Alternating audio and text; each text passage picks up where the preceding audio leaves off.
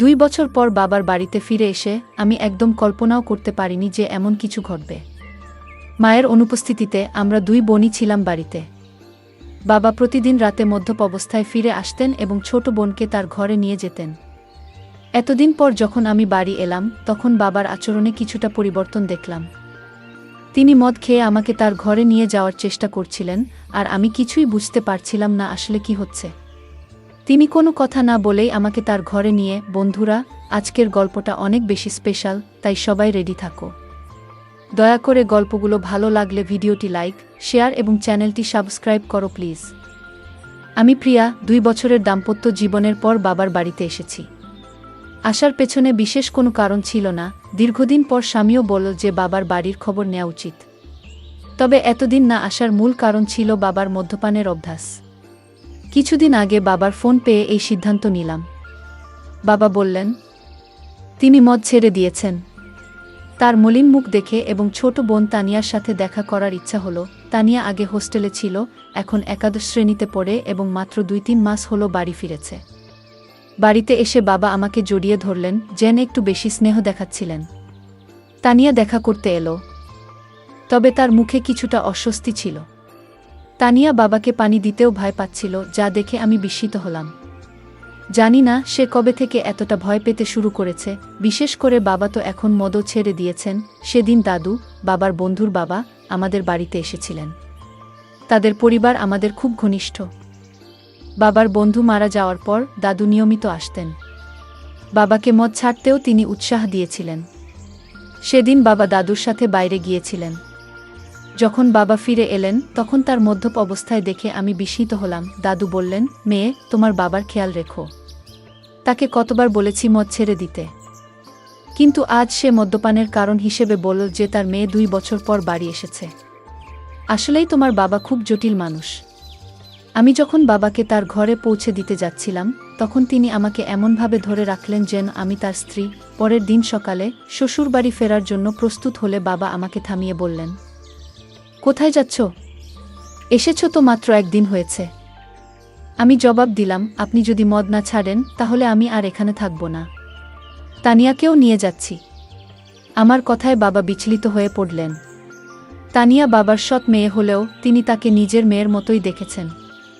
মায়ের মৃত্যুর পর বাবার দ্বিতীয় বিয়েতে তানিয়া আমাদের জীবনে আসে। আমি তানিয়াকে সবসময় নিজের ছোট বোনের মতোই ভালোবেসেছি। বাবার প্রতিশ্রুতি অনুযায়ী আমি আরও কিছুদিন থাকার সিদ্ধান্ত নিলাম। 1-2 দিন পর আমি তানিয়াকে নিয়ে বাজারে গেলাম। তার জন্য অনেক সুন্দর পোশাক এবং মেকআপের সামগ্রী কিনলাম।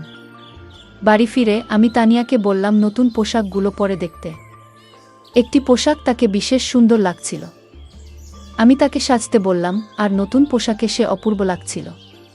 তার এই রূপের কিছু ছবি মোবাইলে তুলছিলাম। ঠিক তখনই বাবা বাড়ি ফিরে এলেন। বাবা তানিয়াকে দেখে মুগ্ধ হয়ে গেলেন। তিনি কাছে এসে তার কাঁধে হাত রেখে বললেন, আমার তানিয়া এখন অনেক বড় হয়ে গেছে, কত সুন্দর দেখাচ্ছে। তবে বাবার কথায় তানিয়া কোনো প্রতিক্রিয়া দিল না। মনে হচ্ছিল বাবার হাত তার কাঁধে রাখাটা সে একদমই সহ্য করতে পারছে না, আর সঙ্গে সঙ্গে সেখান থেকে সরে গেল। সেই রাতে আমি আর তানিয়া এক ঘরে শুয়েছিলাম। হঠাৎ ঘুমের মধ্যে দেখি তানিয়া কাঁদছে। প্রথমে ভাবলাম হয়তো কোনো দুঃস্বপ্ন দেখেছে, তাই ঘটনাটা এড়িয়ে গেলাম। কিন্তু কিছুদিন পর আবার দেখলাম একই ঘটনা, তানিয়া রাতে কাঁদছে। প্রতিদিন কি আর কেউ এত দুঃস্বপ্ন দেখে? তখন থেকেই আমার মনে সন্দেহ জাগতে লাগলো। সেই রাতেই তাকে জাগিয়ে জিজ্ঞেস করলাম, তানিয়া, কি হয়েছে? তুমি কেন কাঁদছো? সে বলল, কিছু না, হয়তো কোনো খারাপ স্বপ্ন দেখেছি। তার কথা শুনে আমারও ঘুম চলে গেল। কিছুক্ষণ আমি নৈশ বাতির আলোতে বসেছিলাম। হঠাৎ আমার দৃষ্টি পড়ল তানিয়ার দিকে। সে ঘুমের মধ্যে পাশ ফিরে শুয়েছিল। আমি খেয়াল করলাম তার শরীরের কিছু অস্বাভাবিক পরিবর্তন। আমার মনে হলো বিয়ের 2 বছর পেরিয়ে গেলেও আমার শারীরিক অবস্থায় তেমন কোনো পরিবর্তন আসেনি। কিন্তু তানিয়ার ক্ষেত্রে ব্যাপারটা সম্পূর্ণ আলাদা ছিল। তার শারীরিক পরিবর্তনগুলো স্পষ্ট ছিল। বাড়িতে ফিরে আমি লক্ষ্য করলাম তানিয়া সবসময় ঢিলেঢালা পোশাক পরছে এবং নিজেকে আড়াল করে চলেছে। তখন বুঝতে পারলাম এর পেছনে নিশ্চয়ই কোনো কারণ আছে। মাত্র 17 বছরের একটি মেয়ের শরীরে এত পরিবর্তন কিভাবে হলো তা ভেবে আমি অবাক হলাম। কৌতূহলী হয়ে আমি তার কলেজের কয়েকজন বন্ধুর সাথে কথা বলি এবং জানতে চেষ্টা করলাম তানিয়ার কি কোনো বিশেষ বন্ধু আছে। সবাই এক কথায় জানালো যে মোটেও সে ধরনের মেয়ে নয়। সে কখনোই দায়িত্বহীন ছিল না। তবে সমস্যা কোথায় তা আমাকে বুঝতে হবে। সেই রাতে যখন আমি ঘুমাচ্ছিলাম, হঠাৎ দেখি বাবা ঘরে এসে তানিয়াকে নিয়ে বাইরে চলে গেলেন। আমি সবকিছু চোখের আড়াল থেকে দেখছিলাম, কিন্তু কিছু বলতে পারলাম না। অনেকটা সময় পার হয়ে গেল, তানিয়া তখনও ঘরে ফিরছিল না। অবশেষে যখন সে ফিরে এলো, আমি খেয়াল করলাম তার হাঁটা স্বাভাবিক নয়। সে বেশ অস্বস্তি নিয়ে চলাফেরা করছে। পরের দিন দুপুরে যখন তানিয়া বাইরে থেকে বাড়ি ফিরল, তখন আমি সরাসরি তাকে জিজ্ঞাসা করলাম, রাতে তুমি বাবার সাথে কোথায় গিয়েছিলে? সে বলল, বাবা ক্ষুধার্ত ছিলেন, তাই তাকে খাওয়াতে গিয়েছিলাম। তানিয়ার এই ব্যাখ্যা আমার ঠিক মনে হলো না। তখন আমি সরাসরি তাকে জিজ্ঞেস করলাম, তানিয়া, তুমি বাবাকে কেমন মনে করো? তিনি কি তোমাকে কোনোভাবে বিরক্ত করেন বা তোমার বয়সের তুলনায় বাসার ভারী কোনো কাজ করতে বলেন? তানিয়া দ্রুত বলল, না না, বাবা তো আমার খুব যত্ন নেন। তারপর সে নিজের ঘরে চলে গেল।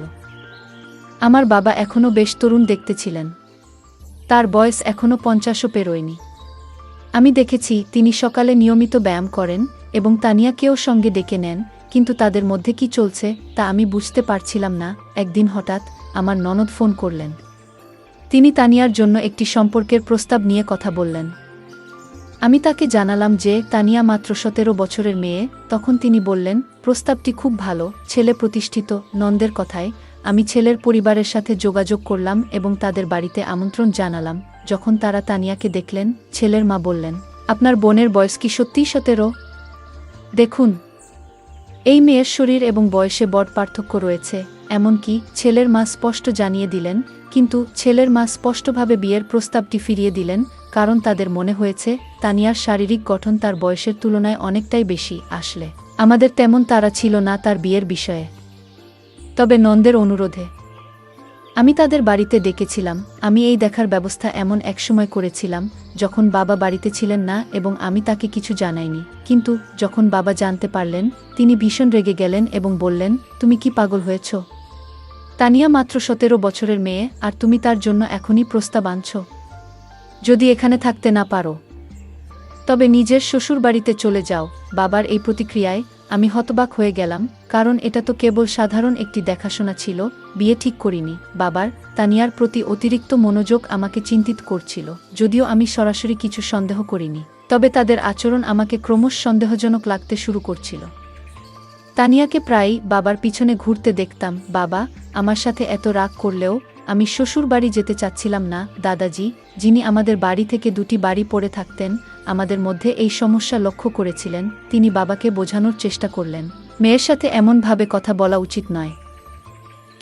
কিন্তু বাবা কারো কথা শোনার মতো অবস্থায় ছিলেন না এবং রেগে নিজের ঘরে চলে গেলেন। তার পেছনেই তানিয়া এক গ্লাস পানি নিয়ে ঘরে ঢুকে গেল, যেন বাবার প্রতি তার অতিরিক্ত খেয়াল ছিল। দাদাজি আমাকে বললেন, প্রিয়া, যদি তোর বাবার এই আচরণ পছন্দ না হয়, তুই নিশ্চিন্তে শ্বশুর বাড়ি চলে যা। আমি এখানে দুজনেরই খেয়াল রাখব, কোনো চিন্তা করিস না। দাদাজি খুব দায়িত্বশীল মানুষ ছিলেন এবং সবসময় আমাদের বাড়ির খেয়াল রাখতেন। 2 দিন পর আমি শ্বশুর বাড়ি চলে গেলাম। সেখানে পৌঁছে দেখি আমার ননদ আগে থেকেই এসেছে। সে বলল, প্রিয়া, আমি তোকে শুধু একটা পরামর্শই দিয়েছিলাম। ওই পরিবার থেকে আমার কাছে ফোন এসেছিল। তারা বলেছে তোমার বোন সম্পর্কে আমাকে কিছু ভিন্ন কথা বলা হয়েছে। তিনি বললেন, মেয়েটি বিয়ের আগেই শরীরের অদ্ভুত পরিবর্তন করেছে। আমার শ্বশুর বাড়িতেও তানিয়ার শারীরিক পরিবর্তন নিয়ে কথা হচ্ছিল। এরপর ননদ আমাকে বললেন, প্রিয়া, রাগ করো না, তবে এখনও তোমার হাতে সময় আছে। তুমি এখনই ভালো কোনো পরিবারের সাথে তানিয়ার বিয়ের ব্যবস্থা করো, কারণ তার বয়স বাড়লে শরীরের পরিবর্তন আরও বেশি হবে। তখন তার জন্য উপযুক্ত পাত্র খুঁজে পাওয়া কঠিন হয়ে যাবে। নন্দের কথা সত্যিই ছিল। আমি তার কাছ থেকে আরও 4-5টি প্রস্তাবের যোগাযোগ নম্বর নিলাম এবং সরাসরি আমার বাবার বাড়িতে চলে গেলাম। সেখানে গিয়ে বাবাকে স্পষ্ট বললাম, আমি তানিয়ার জন্য সম্পর্ক দেখতে শুরু করেছি। বাবা এতে রেগে গেলেন, কিন্তু আমি তার রাগের পরোয়া করলাম না, কারণ আমি আমার বোনের ভবিষ্যৎ নিয়ে চিন্তিত ছিলাম। বাবা তর্ক করে বললেন, তানিয়ার বিয়ে হয়ে গেলেও আমি কিভাবে এই বাড়িতে একা থাকব? তোমার মা চলে যাওয়ার পর তানিয়া আমার জন্য মায়ের মতো হয়ে উঠেছে। বাবার কথা শুনে আমি কিছুটা বিরক্ত হয়ে বললাম, আপনার স্ত্রীর মতো বলতে চান? মানে সে খুব যত্নশীল। তিনি সঙ্গে সঙ্গে কথা ঠিক করে বললেন, মানে সে আমার খুব খেয়াল রাখে। তার বিয়ের পর আমার দেখাশোনা কে করবে? আমি বাবাকে বললাম, আপনার পেনশন তো আসে, আপনি একজন সেবিকা রাখতে পারেন যিনি 2-4 ঘন্টা আপনার যত্ন নেবেন। আসলে বাবাকে বোঝানোর প্রয়োজন ছিল না, কারণ তানিয়া সবসময় আমার কথা শুনত। আমার দেখা 4-5টি সম্পর্কের মধ্যে একটি পরিবার তানিয়াকে পছন্দ করেছিল। সেই পরিবার আমাদের শহরেই ছিল এবং ছেলেটি একটি বড় কোম্পানিতে চাকরি করত। তানিয়ার 18 বছর হতে এখনও 8 মাস বাকি ছিল, তবে আমি কাউকে কিছু না জানিয়ে সেই সম্পর্কটি ঠিক করে দিলাম এবং দ্রুত তার বিয়ে দিয়ে দিলাম। তানিয়ার বিয়ে হয়ে যাওয়ায় আমি আবার নিজের মনে শান্তি পেলাম। হ্যাঁ, কিন্তু আমি যেমনটা ভেবেছিলাম তেমন কিছুই হয়নি। বিয়ের প্রথম রাতের পরেই দ্বিতীয় দিনেই তানিয়া বাড়ি ফিরে এসেছিল। তার স্বামী রাগ করে তাকে বাড়িতে রেখে চলে গিয়েছিল, আর তানিয়াও কাঁদছিল। আমি তাকে জিজ্ঞাসা করলাম, তানিয়া, মাত্র একদিনেই এমন কি ঘটল শ্বশুরবাড়িতে যে তোমার স্বামী এত রেগে গিয়ে তোমাকে এখানে রেখে দিল? তখন সে বলল, আমি ওর সাথে থাকতে পারবো না। তানিয়া সঠিকভাবে কিছু বলতে চাইছিল না, তাই আমি তার স্বামীকে ফোন করলাম এবং জিজ্ঞেস করলাম কেন সে তানিয়াকে তার বাপের বাড়িতে রেখে দিল। তখন তার স্বামী বলল, তোমার তানিয়া প্রথম রাতেই কিছু অশোভন কথা বলেছে। যখন আমি তার কাছে গিয়েছিলাম সে বলল, আমি তোমার সাথে মানিয়ে নিতে পারবো না, আমি শুধুমাত্র আমার বাবার সাথে অভ্যস্ত। মাত্র 7 বছরের একটি মেয়ে এমন কিছু বলবে, তা শুনে আমার কাছে অদ্ভুত লেগেছে। এছাড়াও আমরা জেনেছি যে তানিয়া গত কয়েক মাস ধরে তার বাবার সাথে একা বাস করছে। কিন্তু ব্যাপারটা এখানেই শেষ নয়। সে তার আসল বাবা নন। তুমি যেটা ভালো মনে করো সেটা করো, কিন্তু আমি তাকে আমার বাড়িতে ফিরিয়ে নিতে পারবো না। তানিয়া কেন এমন পাগলামি করল কিছুই বুঝতে পারছিলাম না। নিজের মেয়েকে বিয়ের দ্বিতীয় দিনেই বাড়িতে ফিরে আসতে দেখে আশ্চর্যজনকভাবে তার বাবা একটুও চিন্তিত ছিলেন না, বরং তিনি অনেক খুশি ছিলেন। গত কয়েকদিন ধরে তিনি রাতে তানিয়াকে তার ঘরে ডাকতেন এবং বসাতেন। কিছুদিন পর আমার সামনেই তিনি তানিয়ার জন্য কিছু পোশাক কিনেছিলেন, যা তার দেহের মাপে যথেষ্ট ছোট ছিল। তখন তানিয়া সেই পোশাকগুলো পরেনি, কিন্তু রবিবার আমি যখন আমার বান্ধবীর বাড়ি গিয়েছিলাম সেখান থেকে ফিরে এসে আমি দেখলাম যে তানিয়া সেই ছোট পোশাক পরে বাড়ির মধ্যে ঘুরে বেড়াচ্ছে। আমার চোখ অবাক হয়ে গিয়েছিল, কারণ সে তার বাবার সামনে ছোট পোশাক পরে হাঁটছিল। বাবা যেভাবে তাকে দেখছিলেন সেটা দেখে আমি সাথে সাথেই তানিয়ার হাত ধরে তাকে আমার ঘরে নিয়ে গেলাম এবং বললাম, তানিয়া, এখন তুমি আর ছোট নেই, একবার নিজেকে আয়নায় দেখো। বাবার সামনে এমন ছোট পোশাক পরে ঘুরে বেড়ানো ঠিক নয়। তানিয়া আমার কথাগুলো শান্তভাবে শুনল, কিন্তু কোনো উত্তর দিল না। সেদিন রাতে আমি ঘুমাচ্ছিলাম, তখন হঠাৎ আমার মনে হলো যেন কেউ আমাকে ধাক্কা দিয়েছে। ঘুম ভেঙে দেখি পাশে তানিয়া নেই। আমি তাকিয়ে দেখলাম সে ঘর থেকে বাইরে যাচ্ছিল। আমি তার পেছনে পেছনে গেলাম এবং দেখলাম সে বাবার ঘরের সামনে দাঁড়িয়ে আছে। আমি পেছন থেকে ডাকলাম, তানিয়া, এত রাতে কোথায় যাচ্ছ? কিন্তু সে আমার কথার কোনো উত্তর দিল না, এমনকি আমার দিকে তাকালো না। আমি তার সামনে এসে দাঁড়ালাম এবং তখন বুঝলাম তানিয়া আসলে ঘুমের মধ্যে হাঁটছিল। পরের দিন সকালে আমি তাকে জিজ্ঞেস করলাম, তানিয়া, তোমার কি ঘুমের মধ্যে হাঁটার সমস্যা আছে? সে বলল, আমারও ঠিক জানা নেই, আমি রাতে ঘুমের মধ্যে হাঁটি, কিন্তু কিছুই মনে থাকে না। আমরা যখন কথা বলছিলাম তখন আমার স্বামীর ফোন এলো। তিনি কয়েকদিনের মধ্যে আমাকে নিয়ে যেতে আসবেন বলে জানালেন। তানিয়া এই কথোপকথন শুনে আমাকে যেতে দিতে একদম রাজি ছিল না। ঠিক সেই মুহূর্তে দাদু সেখানে এসে হাজির হলেন। 7 বছর বয়স হলেও দাদু এখনও বেশ শক্তিশালী ছিলেন। আমাদের কথাবার্তা অনেকেই শুনছিল। দাদু তানিয়াকে বললেন, তুমি শ্বশুরবাড়িতে থাকতে চাও না, কিন্তু তোমার বড় বোন তোমার মতো নয়, তার অনেক দায়িত্ব আছে। বাপের বাড়ি মেয়েদের জন্য অল্প সময়ের জায়গা, তাকে তার দায়িত্ব পালন করতে হবে, তাকে বাধা দিও না। দাদু তানিয়ার কাঁধে হাত রেখে কথা বলছিলেন, কিন্তু হঠাৎ তানিয়া দাদুর হাত ঝেড়ে ফেল এবং বলল, আমাকে অযথা উপদেশ দেবেন না, সে আমার বোন, তার সাথে কি কথা বলতে হবে সেটা আমি নিজেই দেখে নেব। আপনি নিজের বিশ্বাসটা দেখুন। তানিয়ার এমন অদ্ভুত আচরণ আমারও ভালো লাগেনি। কয়েকদিন পর আমার স্বামী আমাকে নিতে আমার বাপের বাড়িতে এলো। তানিয়া তার জামাইয়ের কাছে কিছুদিনের জন্য বাড়িতে থাকার জেদ ধরল। আমার স্বামী ও তানিয়ার জেদ দেখে রাজি হয়ে গেলেন। আমার স্বামী আমাকে বলল, প্রিয়া, তুমি গত কয়েকদিন ধরে বাপের বাড়িতে আছো। এই সময়ে তোমার বোনের সাথে অনেক কিছু ঘটেছে। তুমি একবারও তার সাথে এ বিষয়ে কথা বলেছ? আমি বললাম, এ নিয়ে কথা বলার কি আছে? যা হচ্ছে সবই সে নিজের ইচ্ছেতে করছে। আমার কথা শুনে স্বামী শুধু মাথা নাড়ল, কিছু বলল না। সেদিন রাতে আমরা একসাথে ঘুমাতে গেলাম, আর তানিয়া তার বাবার ঘরে ঘুমাচ্ছিল। পরের দিন আমরা সবাই ছোট্ট একটি ট্রিপে যাওয়ার পরিকল্পনা করেছিলাম। সকালে উঠে দেখলাম তানিয়া বাবার ঘর থেকে বের হয়নি।